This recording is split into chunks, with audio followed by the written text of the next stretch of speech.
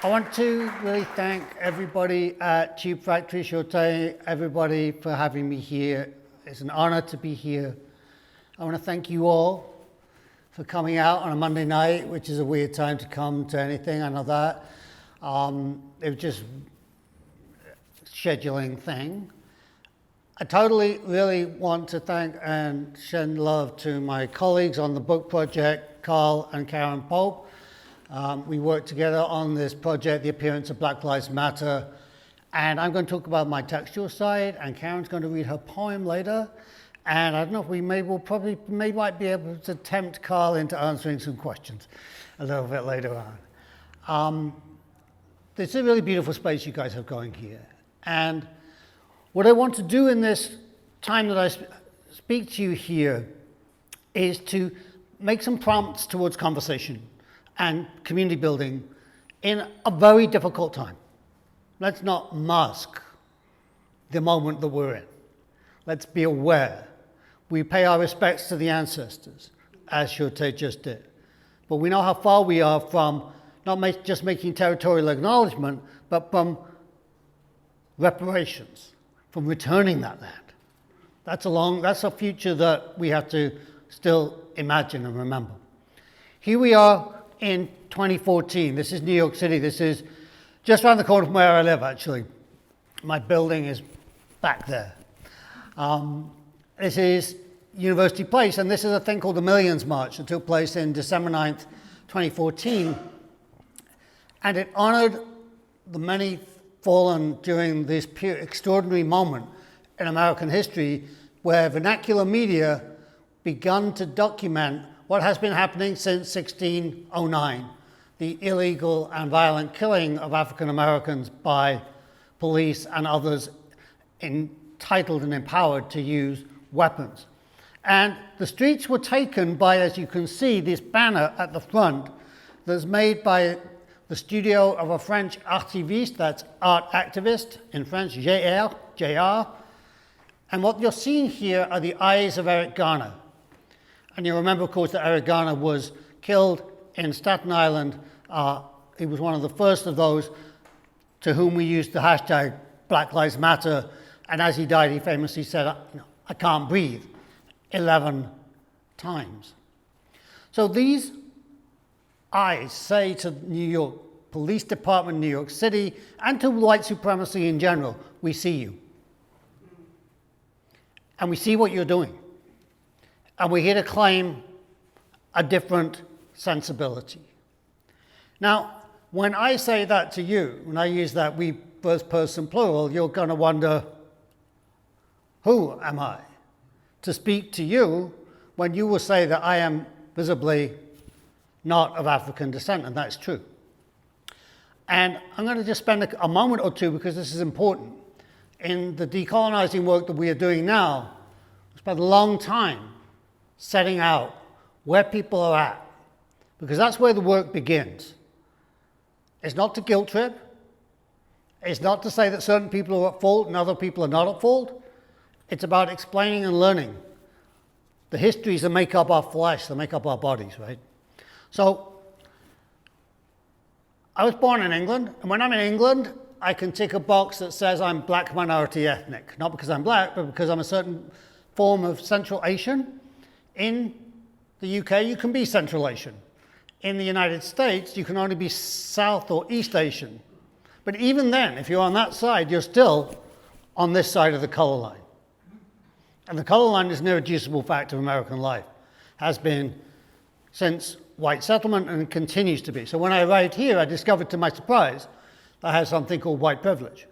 I don't have that in the UK, I have it here, and I acknowledge that and I recognize that. But I also want to recognize that being white is a form, not of privilege necessarily, but it's also a form of restriction. It's a form of containment, and it's a form of loss, actually. And we want to think then about how to change that. We have to think about a hierarchy that's designated by this term race, that's not biological. We know that humans are the same. But that there is a system in which the ideology of blackness as designated by white supremacy designates, in the scholar Alex Wahalia, a changing system of unequal power which limits and apportions which humans can claim full human status and which cannot. So we're still there. We're still at that place. We're still thinking about who is fully human and who is not at this point in our history. And that is no benefit to those who are further up that scale. Further, as Alice Garza says in her manifesto for Black Lives Matter, she's one of the 3 women who were the founders of the Black Lives Matter movement. When black people get free, everybody gets free. And she's echoing here the Combahee River Collective from the 1970s. But the corollary of that, and the other way of thinking of that is, unless black people get free, or until black people get free, nobody gets free. So while I am the beneficiary, unwittingly and unwillingly, of white supremacy, I want to be free.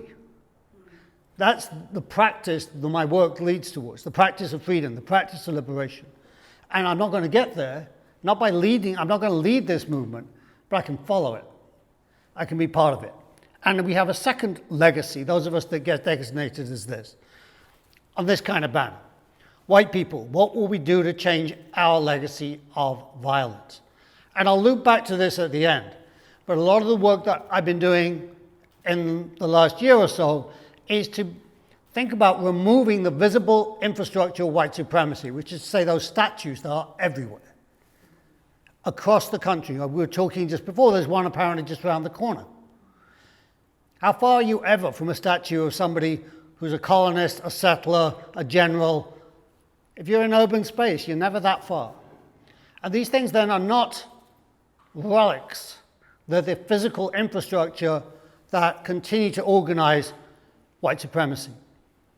So that's where I'm going to end. What I'm going to do here for you very briefly this evening is to sketch the ways in which, why did Black Lives Matter happen? Because the world changed in a number of ways that we'll look at. Then I want to think about the way in which, in the Midwest, this took place in Minnesota, in Chicago. And I want to note that, I'm from the UK, and I live in New York City, so you think of me as somebody who doesn't know from Indiana, but I really do. My wife's from Indiana, from Michigan City, Indiana. One of my closest friends is right here in the front row. He's from Indiana. My other friend that I organize with in New York City is from Valparaiso, Indiana. So for some reason, Indiana is like this big thing in my life. So I'm actually feel kind of at home here. So I hope you'll at least welcome me, at least in that sense. So to begin here then, I want to think about the way in which the world has literally changed since 2008 in very real ways. We live in a world that nobody has ever lived in before. For the first time in history, in 2008, most people began to live in cities. Never had that before. In a country like Brazil, you've gone from 2% of the population living in cities around a century ago to now 85% of the population live in cities today. By 2030, we're estimating 2/3 of the world population will live in cities. And most of those people are going to be very young. So if you're under 30, you're part of the global majority. The United States and Western Europe are unusual in that regard. They're graying, they're older. It's part of their peculiar resistance to migration. As these countries get older, they seem to refuse the very young people that they actually need to survive as human societies. But you can dig a little deeper into that statistic, and you'll see that the most underdeveloped parts or de-developed parts of the world today, the majority of the population is under 18 in Gaza, in Niger, and other countries with insufficient resources and insufficient access to basic services and needs. The third change, which will be obvious to all of us in the United States, but it's become global just this past year. For the first time this last year, over half the world's population has some kind of access to the internet. Not what you have with a smartphone, for the most part. Mostly it's texting. But that's how Rhodes Must Fall in South Africa got going. It was through WhatsApp, for example. That's how Tahrir Square happened in Cairo, was through Twitter and Facebook. And yes, those are evil and corrupt corporations, and I get all of that. But this connectivity is different. It puts us in a different space than we have ever been in before, and we can use it in different ways if we choose. At the same time, and this will be very pertinent to where we are here, Pixar, it didn't happen, right? We live in a world where if there aren't pictures, it almost didn't happen. Not only that, when I came up, when I was a young person, I used to talk about visual culture. You can't separate the visual from the culture now. It is the culture.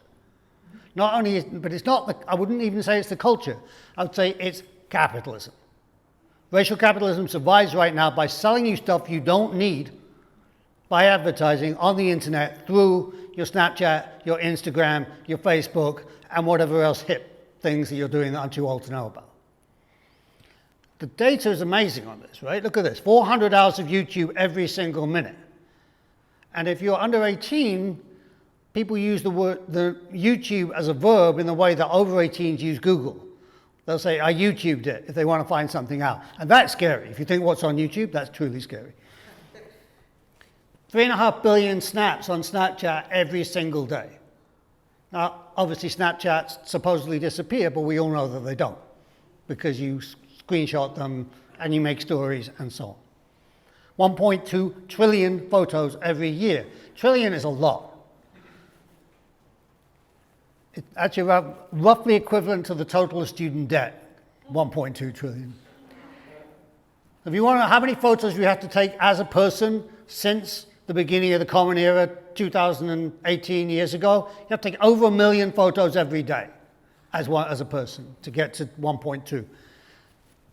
3 years ago, there had only ever been 3 trillion photographs ever taken. Now we're doing a third of that every year, and it's accelerating. So what that means is then, on the one hand, right, we have this new form of capitalism, this new world that's urban, it's young, it's connected, and suddenly you can share visual media in a way that you couldn't do before. And then we have this social movement that begins to happen as a result of that sharing through Twitter, through Facebook, and through Instagram. So what I want to speak about now is to focus in on that broad pattern and a set of specific locations. And I want to call this appearing.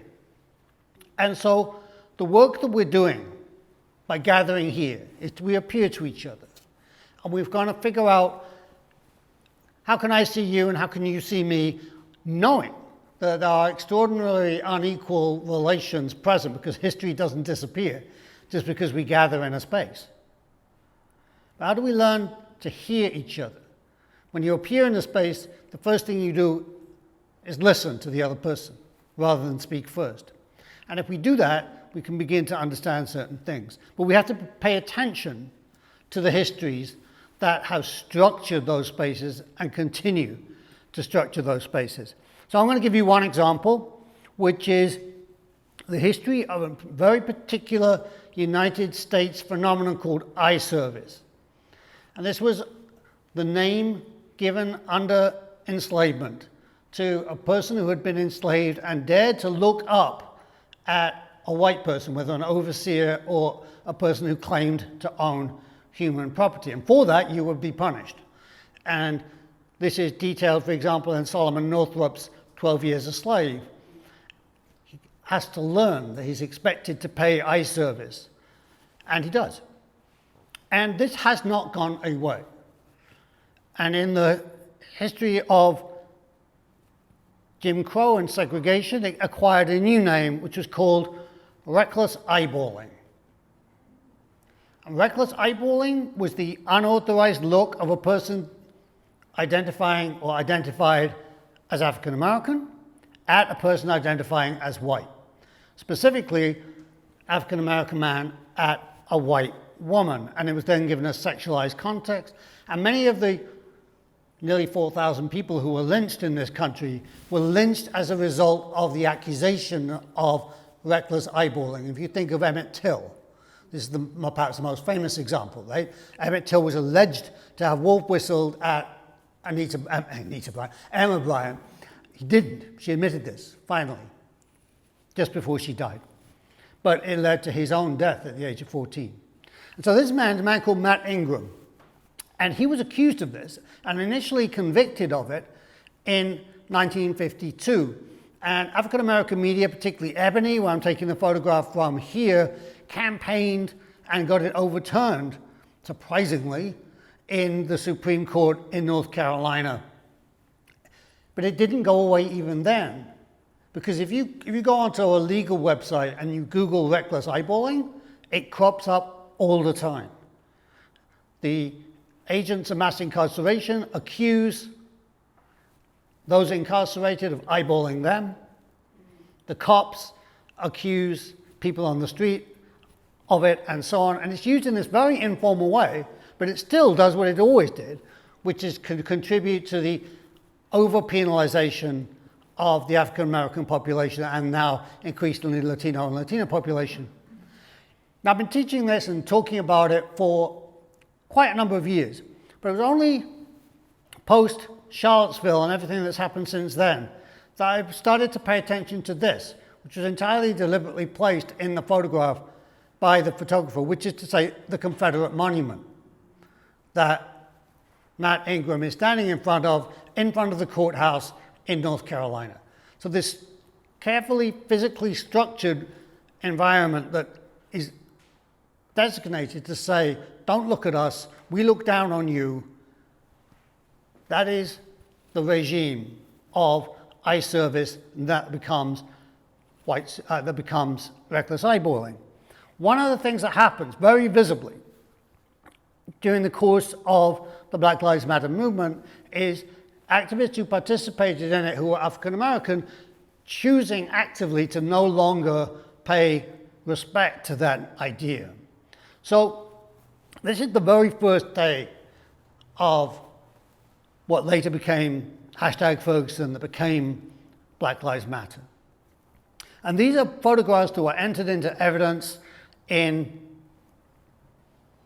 the grand jury hearing that should have indicted Darren Wilson for trial, but didn't, so that nobody was ever held accountable for the killing of Mike Brown. And parenthetically, I want to say that the reason I know this and I spent time looking at these was that I went on my first Black Lives Matter march 3 days after Michael Brown was killed in New York City. It was a wildcat march, and we chased around the town. And I was a follower in that movement right the way through to the day that Robert McCulloch got up in St. Louis, Missouri, and announced with that big smoke all over his face that there was no true bill. In other words, that Darren Wilson was not going to be indicted of murder. And then he said, and I'm so confident of this, that I'm going to release all the materials that the grand jury got to see. And, this will demonstrate that Wilson was not guilty. And I thought, this is something that I can do, because it was a 400,000 word document dump with a whole bunch of images and media clips. In other words, it's an archive. And this is what I'm trained in doing, right? I'm trained in figuring out what goes on in archives. So there's a whole chapter in the book that Carl's got outside if you want to read that. But that led me into writing about this, which I hadn't intended to do. But we put the piece up 5 days after they released those photographs, called 1 Minute of White Supremacy. Went up on a magazine called Tidal, which came out of Occupy Wall Street. It's nothing to do with Jay-Z, it was before him. We had it first. And 100,000 people looked at that on the first day it was up. And so once that went up, people started saying to me, will you come and talk to us about Black Lives Matter? And I was like, well, I'm not sure I'm the right person. Anyway, I ended up doing a great deal of that, mostly speaking to white people about Black Lives Matter in universities and colleges. So this photograph, why is it here? It actually exists because it's going to show this.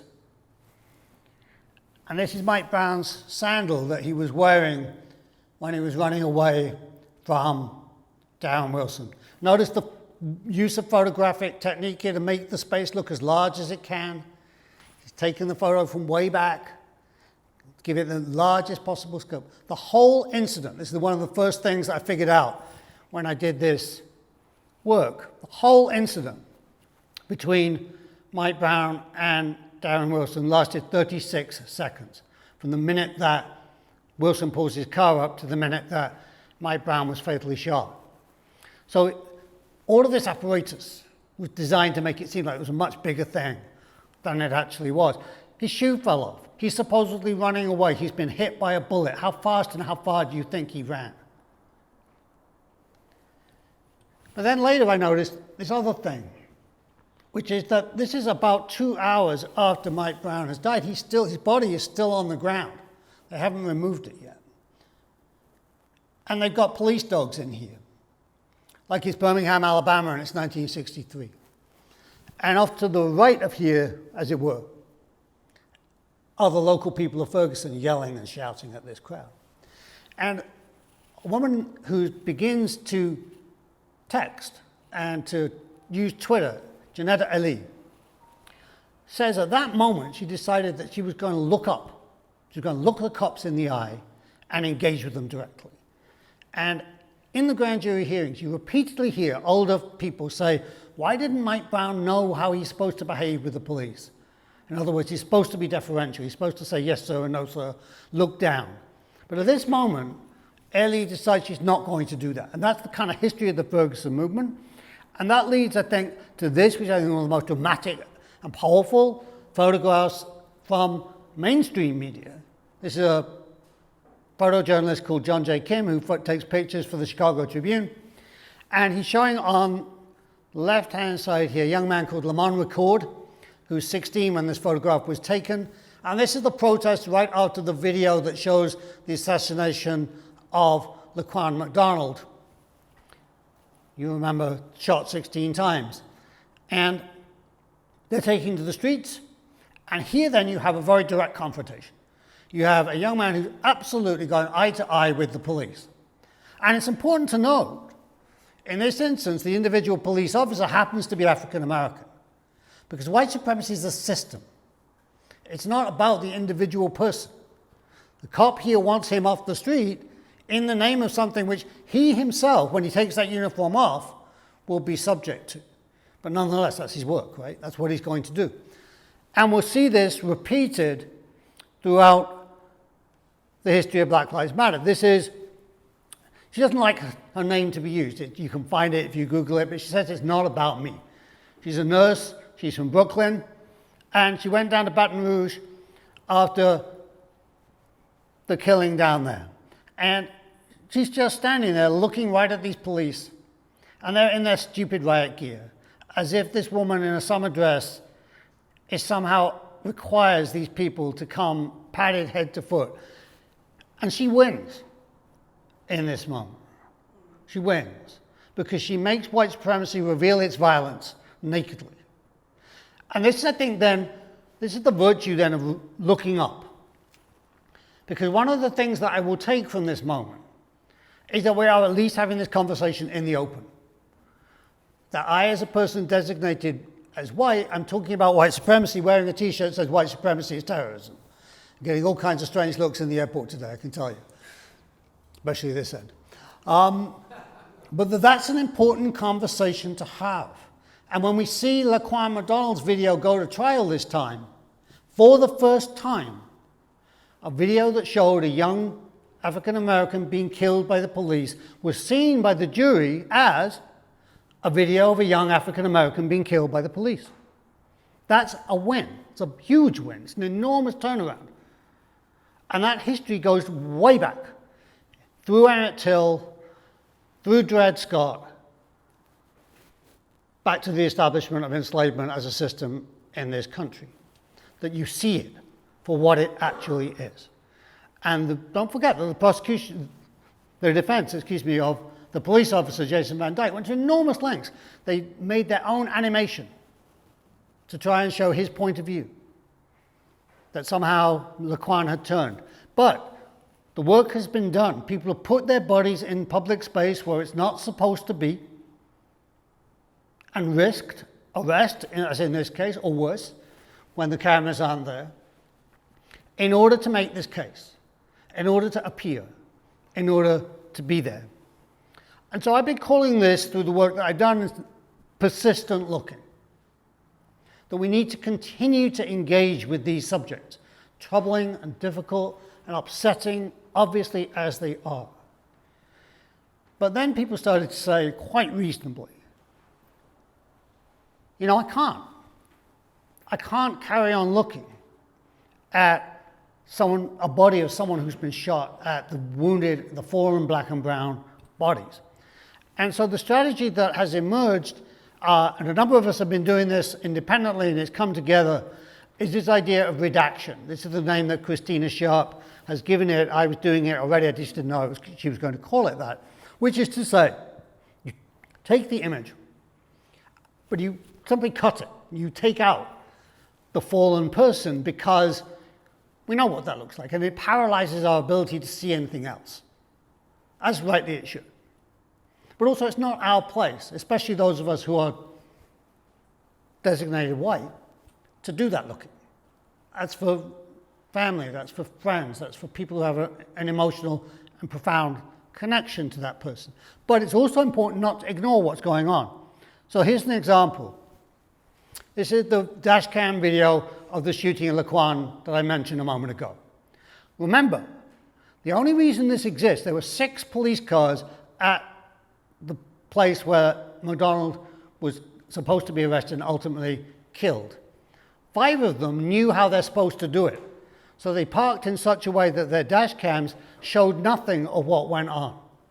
This guy is a rookie, so he parked his car the wrong way, so it actually showed what happened.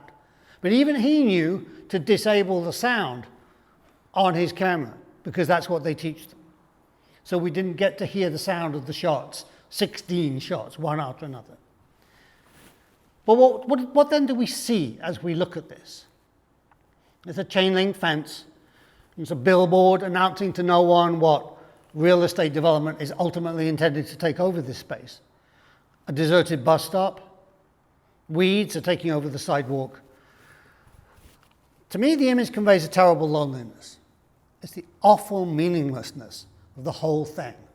It's not a tragedy because Laquan McDonald had no flaw.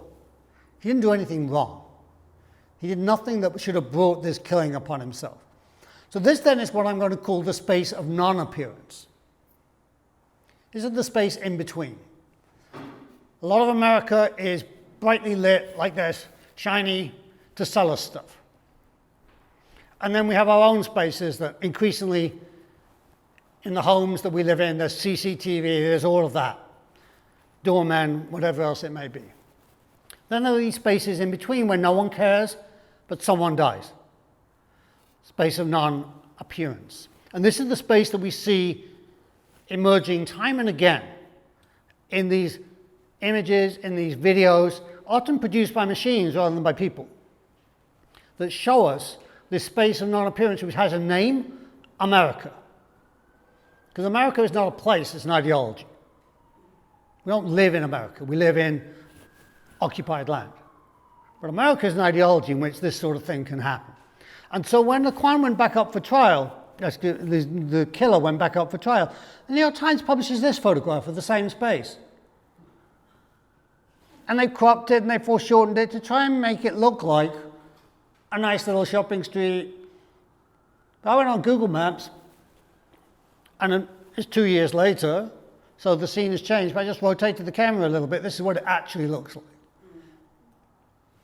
See, this is what the New York Times is saying. And you know what the ideology is here then? There's the young African-American guy with a knife walking down the street a bit haphazardly. He's a threat. Maybe it's okay that this sort of thing happens. And then this is the actual space. That's the bus stop. It's got a bus shelter now. That's the same sign, right? This place is still up for sale. And if you rotate it a little bit, you can see what you're actually looking at, which is a 4-lane road going nowhere in particular. There's a few big box stores. In other words, Laquan McDonald was no threat to anybody. You could have let him wander down that road for miles until he just collapsed out of exhaustion, and then you could have picked him up and taken him someplace where he could have been treated. So this is then what I mean by persistent looking and redaction. It's constantly being aware and following through and following up these themes of what goes on. But I've mentioned the idea of care, which is a basic principle that brings us all together in a space like this, where you have the bees and the chickens and the people making food for each other, and I think all of that is extremely beautiful and important. But we have to recognize the extent to which care is enormously problematic in this space in which we live. 80 million prescriptions of antidepressants every year. 600,000 of those go to under fives. How can you tell if an under five is depressed? This is another redacted photograph that I made. In the cell next to this one, a young African-American man called Philip Coleman, who was a graduate of the University of Chicago, was incarcerated. He suffered an episode at his mother's house, and he was arrested for assault because when she mistakenly called the police, and he spat at the police. So they arrested him for assault. He was tased 13 times.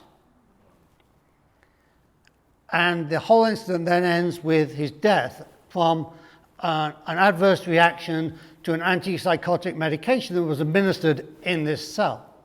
So, we know that we live in a system of appalling mass incarceration. We know the numbers.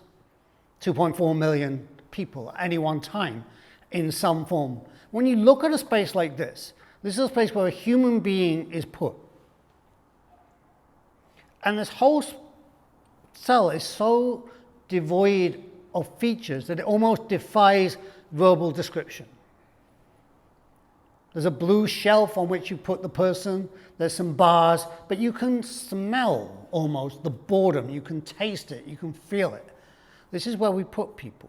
So we have to understand then that it's not enough to just say a person could have been taken to care. There's no system for that, there's no structure for that. There's not going to be. So it's going to be up to these kinds of spaces to figure out how we organize that. It's going to be up to us. This is on us now, and it will continue to be. In the interim, this is the interim in which the ending of the war on black people, which is the way that the movement for Black Lives has put it, becomes the demand for abolition and reparations. For making all humans human has costs, as I've just said, and it requires the ending of those institutions devoted to sustaining hierarchy. That includes places like universities. They're going to have to rethink the work that they do, and they're already in such financial crisis. But then there's also an interim in which Black Lives Matter changed. And it changed because we had a national referendum amongst white people on whether Black Lives Matter, that was called the presidential election in 2016, in which white people voted no. Not to us, not yet, sorry, no, they don't. And in that interim, we've had to kind of reconfigure how to do this work. So, you will remember Diamond Reynolds doing this amazing Facebook Live broadcast next to Philando Castile, who had just been shot by the police in St. Paul, Minnesota. And again, I've redacted these images to keep out the sight of Castile. And this resonates actually quite powerfully with the exhibition downstairs, because here Diamond Reynolds becomes blue-black in this machine-driven way. And if you go and look at that show, I think it resonates quite interestingly with it. As she's doing this extraordinarily contained performance to try and prevent the police from shooting her, for which he then arrests her. And as she held face down on the ground, her phone continues to broadcast, and so you get this image of the sky, and again, the space of non-appearance, but here you actually see the network that makes her broadcast possible as it continues to circulate. And as she speaks, the thing that we hear over and again on the soundtrack, as it were, is, please don't tell me that he's gone. Now, she knows at one level that that's happened, but she's saying to the law, don't tell me that, because when that has happened, then I'm going to have to deal with everything that follows from that, as if the law were still the law, in some sense of justice. But in the interim, what then happens is that the dash cam video of the cop is released. And the timings show us that none of the things he said were even slightly true. He arrives at the car window at 9 o'clock, 21:05 and 23 seconds. 30 seconds later, Castillo says he has a firearm in the car. The officer says, don't reach for it, don't pull it out. And within 9 seconds of Castillo telling him that there is a weapon in the car, he fires repeatedly. The whole incident is over in 37 seconds, just like Mike Brown. But it wasn't until 3 or 4 minutes later that Castillo's body was even taken out of the car, and not till a minute after that a very token effort at CPR was made. And at this point, only 8 minutes after he's killed Philando Castillo, he's already concocting a story. He kept his right there, and I told him to take his hand off it. But we know he didn't because we've just seen the video. We've just seen him not do that. And yet he was acquitted. And so it's up to a different kind of work to remember that. So, for example, the painting by Henry Taylor, that was the other Black Lives Matter painting in the Whitney Biennial last year. I think I'm ambivalent about this work. We can talk about it later. I think it's important to memorialize. I'm not sure, though, that I want to see it in this way, as I've not been doing. I've not been showing the fallen body in this way. But what's really interesting is that Diamond Reynolds got a chance to make her own memorial.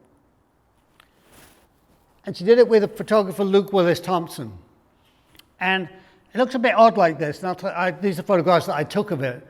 And the reason is that what happens is you come into a space kind of like this, and right in the middle of it is an enormous 35 millimeter film projection camera, and it projects onto the back wall, very much like the wall you would have here, and fills the whole wall. So it's a huge, huge portrait of her, much larger than you're seeing it here. And the room is filled with the noise of the projector. So you actually can't stand at the so-called vanishing point, the place where the photograph's going to look right from the laws of Western perspective, because the machine is there. Just as the dash cams and the other machines take that space so often in these circumstances. And that forces us then to give her centrality. And she worked with Thompson to decide how she wanted to appear, in what clothes she wanted to wear, and her whole goal, as she said, was to create an aesthetic. And that's going to be a different kind of aesthetic than the normal word aesthetic that's used in rooms like this, right? It's going to mean an aesthetic about which lives matter, who gets to be grieved, what counts, who's important. And she does this, she's unable to speak because anything that she said, because this was in between the killing and the trial, would then have become discoverable, become legal evidence, in other words, and all the artistic work would have to have been submitted to the court. So she's sitting there and she's obviously thinking, and in this video she has her eyes down, but then in sequence, what happens is she raises her eyes, back and forth. So that whole process that I've been talking about of overcoming eye service and of persistent looking is what Diamond Reynolds performs for us here. And she sings in the second video. And it seems like, I mean, because I'm deaf, I'm quite good at lip reading, I think she's saying, "I'm so sorry," to someone who's obviously not there. So this becomes then a memorial for someone who will otherwise have no memorial. And this actually, the artwork has gone on now. Luke Willis Thompson's won all kinds of prizes for this, which for once I actually think is, appropriate. So this loops back then to the question of, most of us, I hope, I'm not speaking for anybody, but I hope most of us are not in that position of having to create a memorial for someone we're very close to. But we're all in the situation of having to be responsible for the society and the system in which these things happen. So how do we appear? How do we continue to sustain that appearance? I'll just give you some examples. This was an action that didn't really make the media very much outside of California on MLK Day in 2016, where Black Lives Matter activists, some African Americans, some appearing to be white, some of it, and so on, blocked the Oakland Bridge by driving cars and then chaining themselves and stopping the cars. And so the bridge is stopped. And everybody starts to talk in the cars back here about how inconvenient it is. And this then gives you an opportunity to say, well, you're inconvenienced, but think about what this regime of police maintaining traffic circulation is really all about. This particular action was covered locally, I don't think very much nationally, but it led to this action. This is the inauguration of the current president, whose name I'm not going to mention. And at various entrances to the mall, different activist groups took steps to try and prevent people from having access to that space, quite successfully, I suspect, if you see the videos of the numbers in attendance.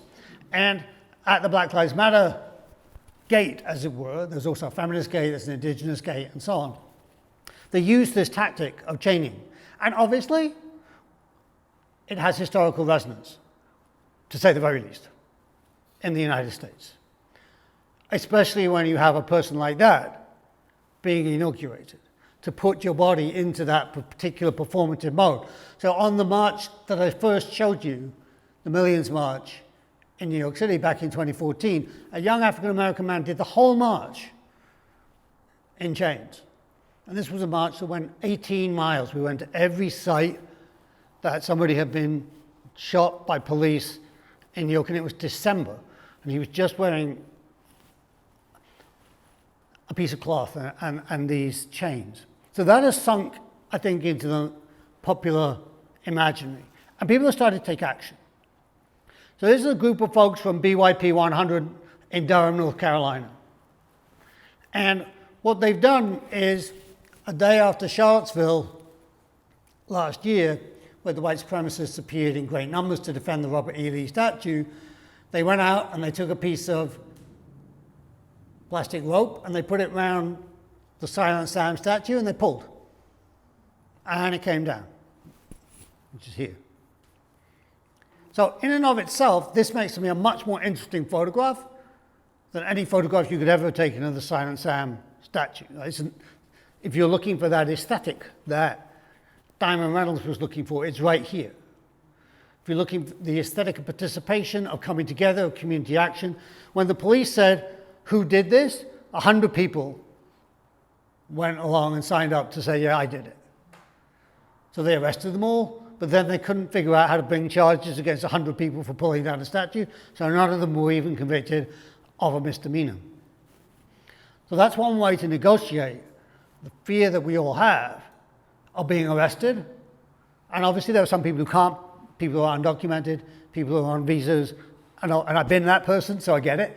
But if you're not one of those people, when 600 people were arrested on Brooklyn Bridge during Occupy Wall Street, which is how Occupy became nationally known, in the end, none of those people were convicted of anything for the same reason.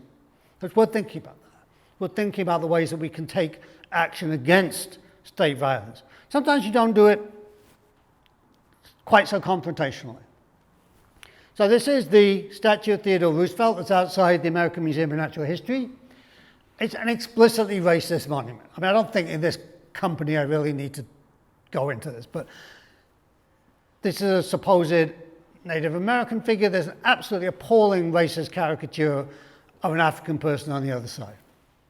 And Roosevelt himself is depicted in this kind of heroic way, transformatively dominating the situation. This statue has been protested almost continuously for the last 50 years. Malcolm X took a group of young African-American women to tour this museum in 1965 to say, look, this is how they're representing your history. In 1971, the American Indian movement took paint and threw it at the statue, much like the Monument Removal Brigade did here in 2017. And this image was circulating on the same day as Sarah Ahmed, the feminist writer, had given this talk, and her talk was circulating on social media too. And she said this: to be vandal is to damage what you are supposed to revere, to bring to institutions an end to what you are supposed to reproduce. If talking about sexism and racism damages institutions, we need to damage institutions. So in other words, if you want to bring down an empire, those were the original vandals. in 410 of the current era, that came up from North Africa, as it happens, and sacked Rome. And if we take down a statue of Theodore Roosevelt, we have not erased history, because the erasure has already taken place. The erasure of indigenous history, the erasure of African American history, of migrant history, and so on. That's already happened. The chance that the story of Theodore Roosevelt will no longer be told if we remove this statue is depressingly slim. But we should at least start by removing the damn statue and put it where it belongs, in a museum of racism, which is a museum that we need and that we don't yet have. So that this has led then to action. This is the Decolonize This Place. This is the group that I organized this year called All Your Genocides Are Connected. And just very briefly, not to go on too long, the reason we called it that is the American Museum of Natural History still contains thousands of items of human remains, including bodies and skulls of over Herero and Nama people who are indigenous populations to what is now called Namibia, Southwest Africa. And those people have repeatedly and forcefully asked for those bodies back, and the American Museum of Natural History won't give them because they say it's their most used collection. So that is to say that white supremacy isn't past. It's not a legacy. It's not a thing that we talk about. When we talk about, the crazy history of skulls proving things, it's going on right now. Today, they won't give them back. So we've been doing that kind of work and taking this kind of message into the museum on what we call Indigenous Day, what the state calls Columbus Day. We've been doing this work around wherever we can. So this is in Copenhagen, and it's an installation that's up right now. And Carl, who's making his way back in, is in this show. And this show is in a refugee center called Center for Art, Migration, Politics, housed within a larger space called Trampoline House that provides facilities for asylum seekers and migrants in Denmark, which, not to go into the whole thing, is an appallingly racist country at the moment. So the poster, just so you can see it more clearly, is from a video called The Gaze, was made by this woman, Jeanette Ehlers, who's a sculptor. All the rest of the people in this image are asylum seekers, migrants, and refugees seeking status of African descent. And you can do that from Indiana. So this is Carl's work on the wall in the gallery space there. It looks fantastic. Everybody was very taken with it. Here's the crowd looking at it and enjoying it. And here's the assembly that we held afterwards to talk about what to do. So you see all these banners up here on the wall, this one in English, here in Arabic. There are other banners in Farsi, Urdu, and Danish around the space that were made by refugees and asylum seekers to express what they wanted to say. And if you didn't understand what a banner meant, then you had to go and ask one of those people, so what does this mean? And then that's what the point of that show and the point of this getting together is, to begin that conversation with somebody who doesn't speak the same language as you, somebody who's not from the same country as you, maybe somebody who is from the same country as you but doesn't share your belief systems at all, and to figure out what to do. So a lot of the people in this space, most of whom are white because Denmark is a super white country, committed to organize solidarity actions for refugees and asylum seekers because they need that. The asylum seekers themselves, of course, can't take action because if they do, that'll lead to them being deported. So we can use spaces, as Chief Factory is obviously already being used, to create conversations, to build organizing, and to create, however briefly, spaces of appearance, spaces in which we can see each other, listen to each other, and in that moment we see the future that we'd like to live in. Because it's real, and we can touch it. We just have to speed it up a little and make it stabilize and stick. But we know what it's like because we've been there, and we can continue to be there. And this is a moment, yes, of danger, but it's also a moment of opportunity because of that. And these are the kind of spaces that we can build from and to do that work. So I'm going to leave it at that, and I'm going to hand over to Karen. Wow. Thank you, Ray.